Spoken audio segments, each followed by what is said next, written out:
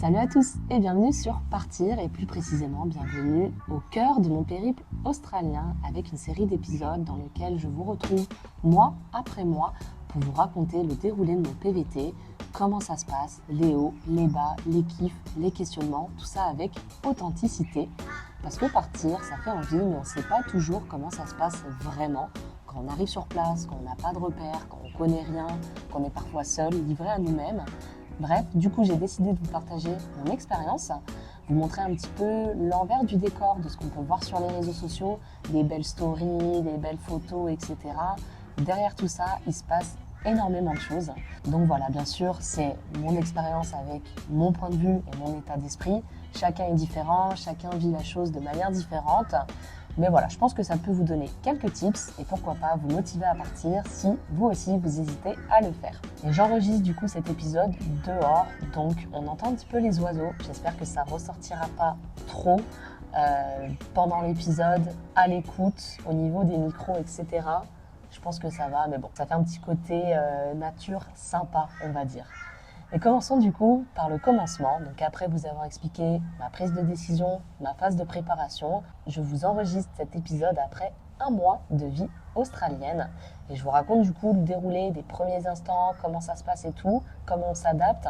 Et pour tout vous dire, ça a été beaucoup de questionnements et beaucoup de flou. Déjà, après 58 heures de voyage, parce que mes avions ont eu du retard, je suis bien arrivée à Brisbane. Et franchement, je suis complètement jet lag. J'ai l'impression d'être droguée, d'être dans un autre monde, dans un monde parallèle. Enfin bref, je comprends rien à ce qui se passe, mais je suis contente d'être arrivée. Et après une petite sieste réparatrice, je réalise un de mes rêves qui était de voir des grands buildings by night, chose faite. Et franchement, j'avoue que c'est assez stylé. Dans les premiers jours, j'en profite pour visiter un petit peu la ville, qui est très sympa. Mais globalement, je ne me sens pas du tout dépaysée. C'est une grande ville, c'est très international. Quand on fait les courses dans les magasins, on retrouve le même type de nourriture. Les habits, c'est la même chose, le style vestimentaire, la tête des gens. Vraiment, je me sens pas dépaysée. D'autant qu'il y a énormément de Français. Vraiment, ça me choque. Dans l'auberge, j'entends parler français. Dans les rues, j'entends parler français. Je vais me faire un piercing. Les seuls clients dans le magasin, c'est des Français. Enfin, vraiment, français à tout va. C'est assez ouf. Mais je vous rassure, c'est pas comme ça partout. À Brisbane, en tout cas, c'était vraiment high level. Par contre, là où je me sens un petit peu dépaysée et que je vois que je suis dans un autre pays, c'est quand j'observe la faune et la flore. Les arbres sont différents, la végétation est différente.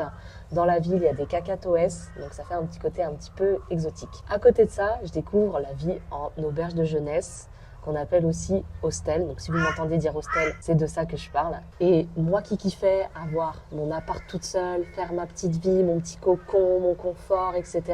Là, je me retrouve dans un dortoir de 6 personnes avec douche commune, WC commun, cuisine commune. En plus, la cuisine, elle était pas ouf.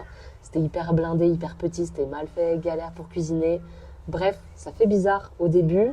Je me sens pas très à l'aise, je me sens un peu gênée, j'ose pas trop vivre, on va dire. Et par exemple, exemple de meuf, j'utilise un épilateur électrique pour m'épiler et j'osais pas aller dans les salles de bain communes pour m'épiler parce que je me disais ouais, ça fait du bruit, peut-être que ça se fait pas, etc.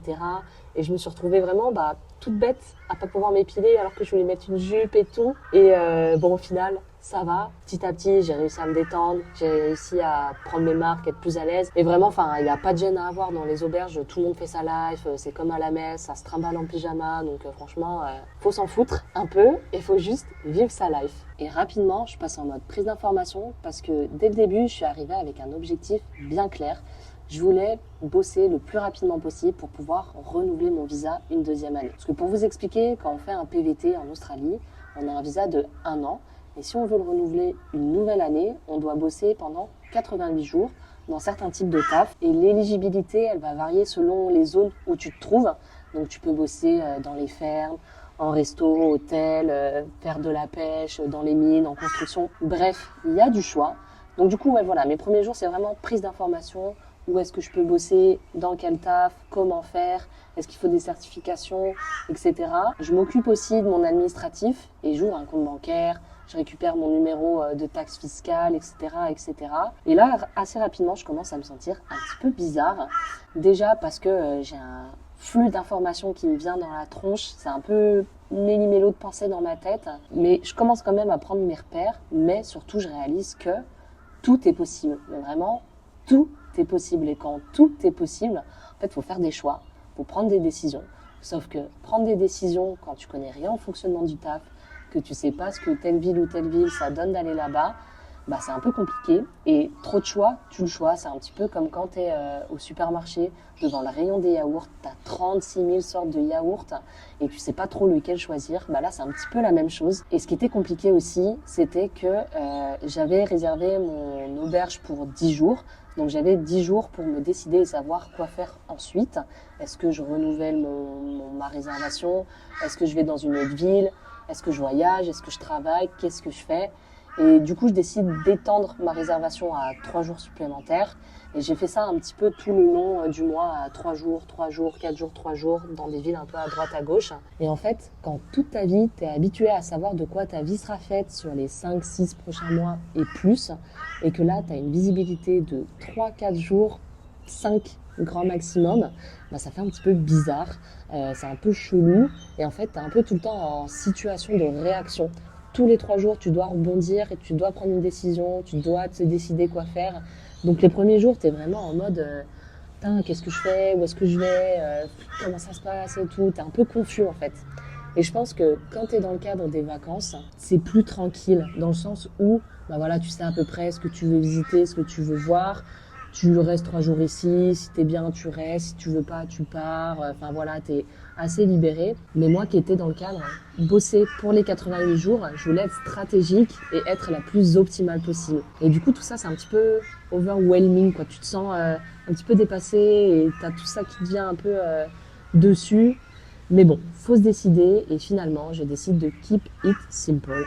Brisbane, c'est pas une ville où je veux rester. Dès le début, je me dis, bon, c'est sympa, mais je veux pas être là. Et c'est pas l'idée que je me faisais de l'Australie. Et je me dis, bon, quitte à chercher du taf, autant le faire depuis un endroit sympathique. Je décide donc d'aller à la Sunshine Coast, juste au-dessus de Brisbane, là où il y a la plage. Et là, je me retrouve vraiment dans les lieux que j'avais en tête. Des plages immenses, l'eau turquoise, des couchers de soleil de ouf. Enfin, vraiment des lieux, mais paradisiaques. Et là, je suis au top du top, vraiment, je commence à kiffer la life. Et ce qui est cool, c'est que je découvre d'autres personnes qui m'expliquent aussi d'autres manières de travailler, etc. Donc je suis encore en prise d'information et je me mets cette fois aussi à passer à l'action. Donc je me mets à appeler des hôtels, appeler des restos, bonjour, vous recrutez, oui, non, ok, je vous envoie mon CV, etc.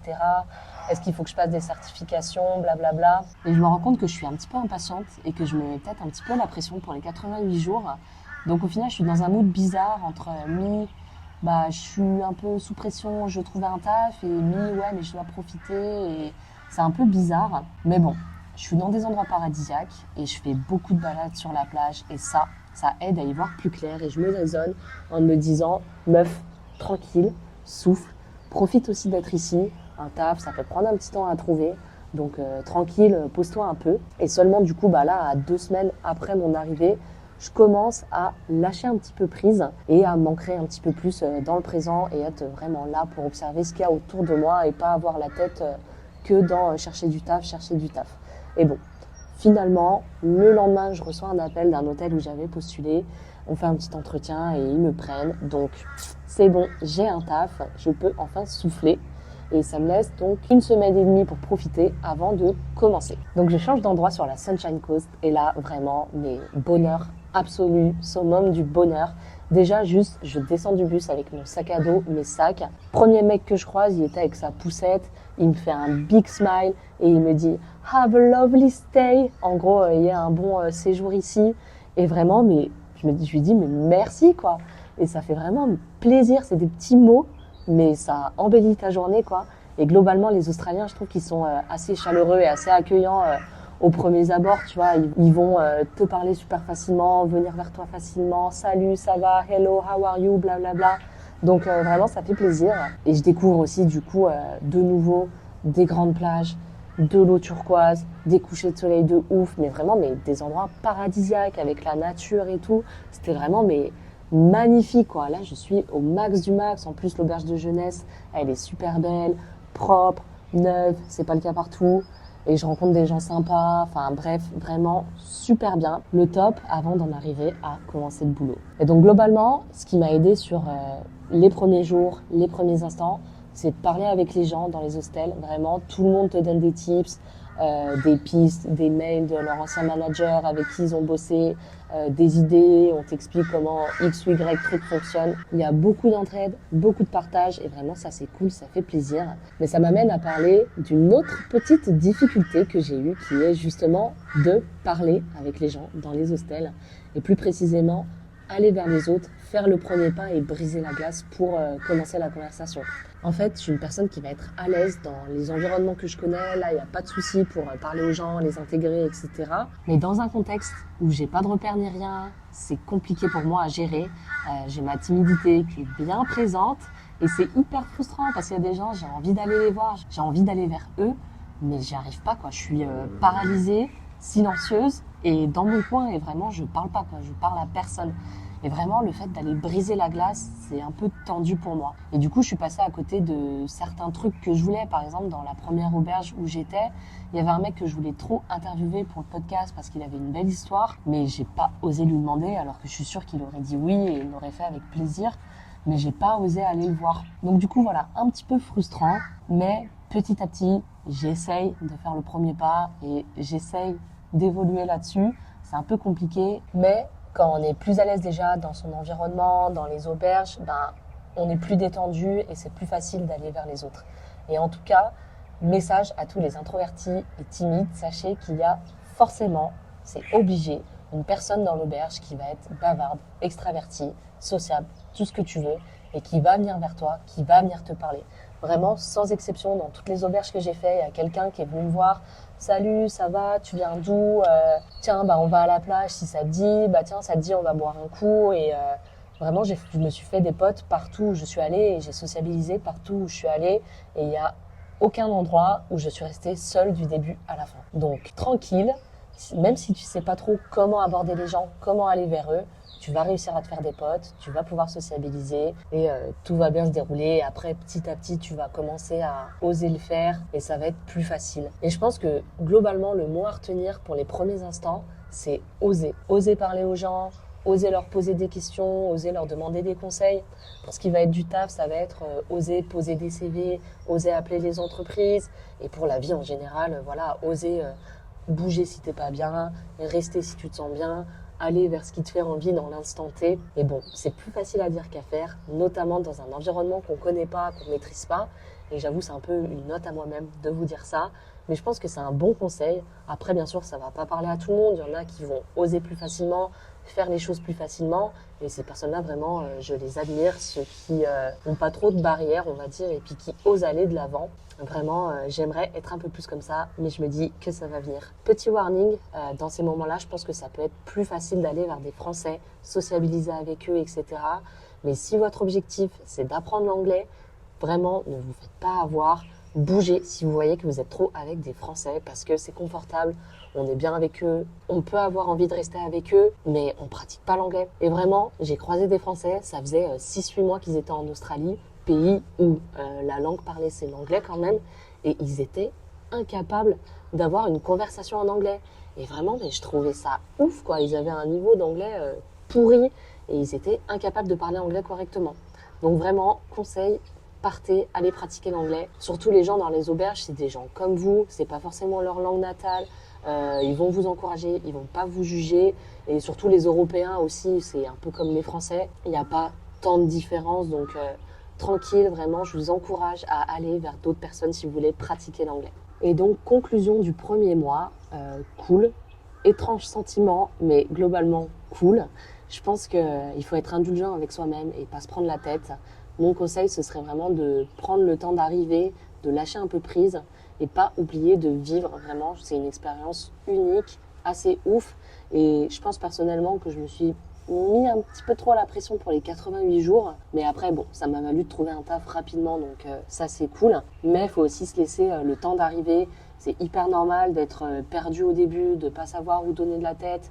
On a une page blanche face à nous et faut savoir quoi écrire dessus finalement. Et on sait pas comment la vie fonctionne quand on arrive dans un nouveau pays.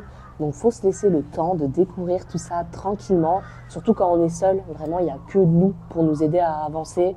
Donc chill, prendre le temps de découvrir, de visiter, bouge si t'es pas bien, reste si t'es bien et va vers ce qui te fait envie et surtout ne pas oublier de profiter. Et donc me voici dans une nouvelle ville pour commencer mon premier taf australien et je vous retrouve du coup fin août pour vous raconter comment ça s'est passé, comment ça s'est déroulé, etc. See you soon!